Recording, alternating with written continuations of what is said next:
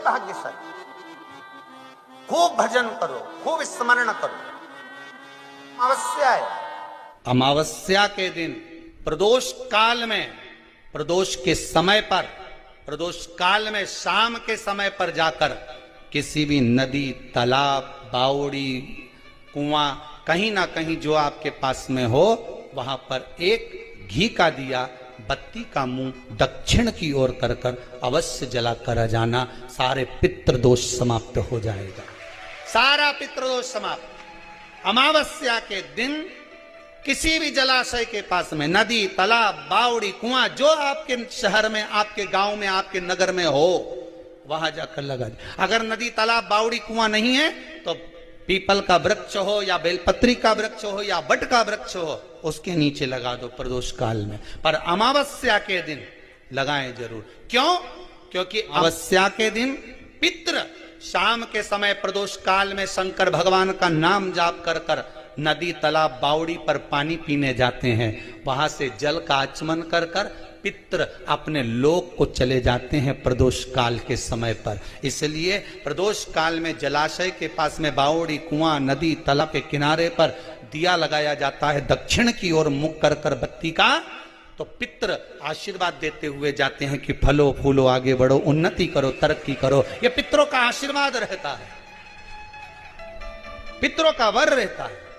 आप देंगे उसको मिलेगा। पितृदोष है, ये आपको कैसे मालूम पड़ेगा?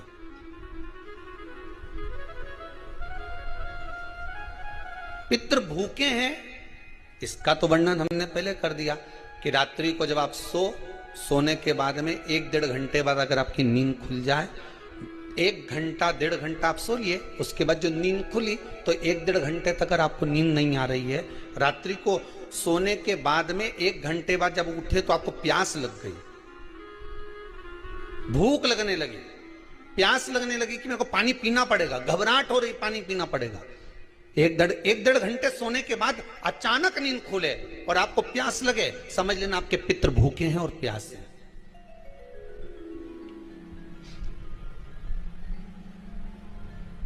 वो भूखे और प्यासे हैं, उनको जल की जरूरत है।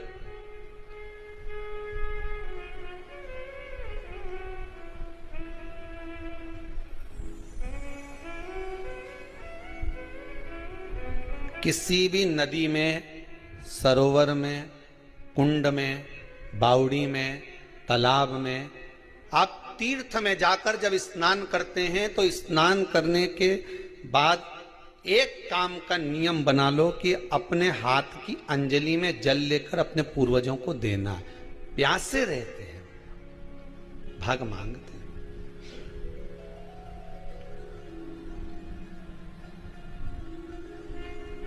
भाग प्राप्त करना।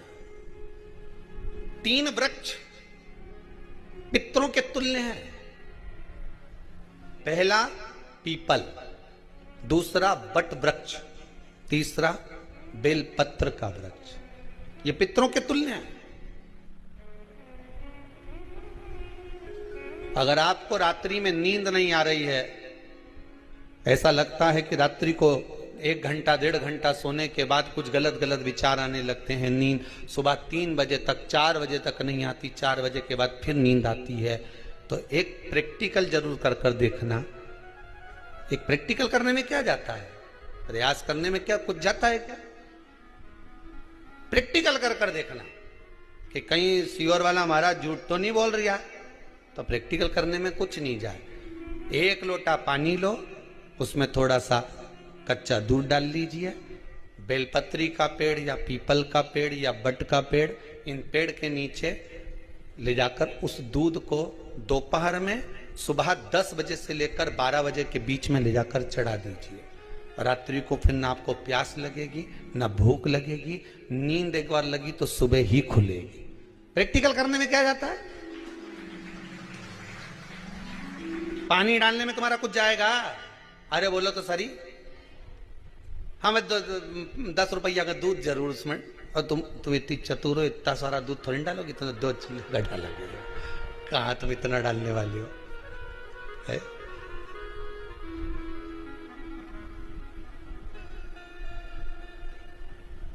प्रैक्टिकल करने में क्या जाता है, कुछ भी नहीं बिगड़ेगा। ये तो बस जल डालोगे तुम्हारा ही कुछ अच्छा हो सकता है, बाबा की कृपा है।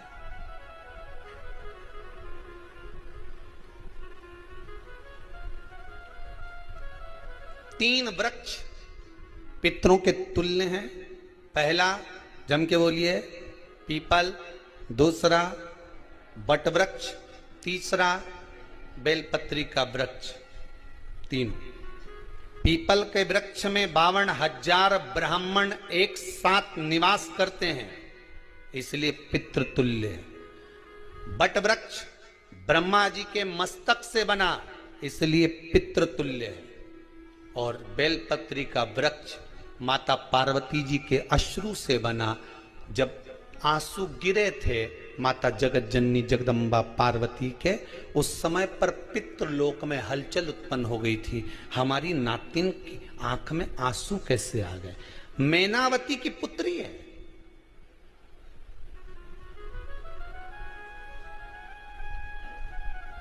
पितरों की नातिन, इसकी अश्रु कैसे गिर गए?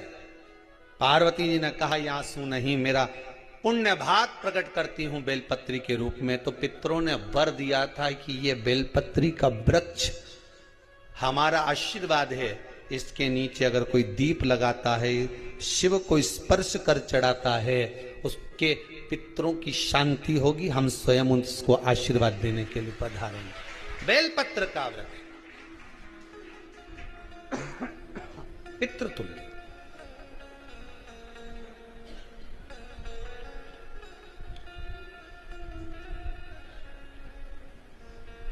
तो रात्रि को अगर भूख लग रही है, प्यास लग रही है, तो पितृदोष है। दूसरा पितृदोष का लक्षण बताया, घर में कोई शुभ कार्य ना हो, वंश की वृद्धि ना हो।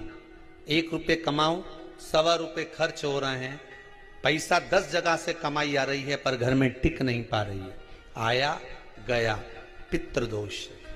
जरा सी कटोरी पड़ी है, उसके पीछे विवाद चालू हो जाए, पानी ढुल गया, उसके पीछे विवाद हो जाए, या छोटी छोटी बात में घर में क्लेश मचा हुआ है, पितृदोष है। समझ लो हमारे पूर्वज हमसे खुश नहीं है, प्रसन्न नहीं।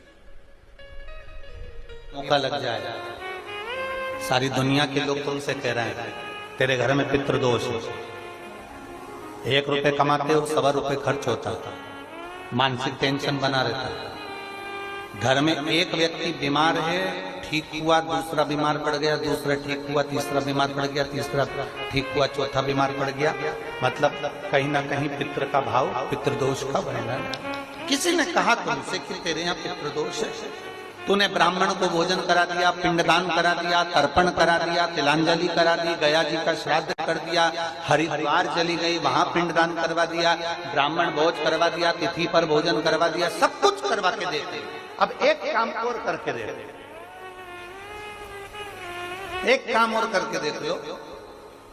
जब तुम घर में भगवान शंकर की आरती, तुम्हारे घर में शंकर जी का शिवलिंग है, भले काय का भी हो, छोटा सा, भले सियोर का कंकर शंकर हो, नर्मदा का कंकर हो, चाहे शंकर पारद के हो, पीतल के हो, स्टील के हो, लकड़ी के हो, जिसके भी हो, लोहे के हो, पाषाण के हो, जिसके भी हो, शंकर का शिवलिंग अगर हमारे घर में है और आप रोज प्रतिदिन भगवान की आरती करते हो, प्रतिदिन, और आपको लग रहा है कि मेरे यहाँ तकलीफ चल रही है, ये ठीक ही नहीं हो रही, लगभग 1.5 महीना आप कम से कम 45 दिन, 1.5 महीने के करीब में ऐसा प्रयास करना कि भगवान की आरती, शंकर भगवान के शिवलिंग की आरती करने के बाद उस दिए को भगवान के सामने मत रखो, उस दिए को उठाकर जहां तुम पानी का मटका रखते हो, हंडा रखते हो, जिससे तुम पानी पीते हो, तुम्हारे रसोई घर में जो पानी का मटका, हंडा, बाल्टी, आरओ का पानी जिस मटके में गिरता है, हंडे में गिरता है, जिसको हमारे यहाँ पितरों का स्थान कहते हैं,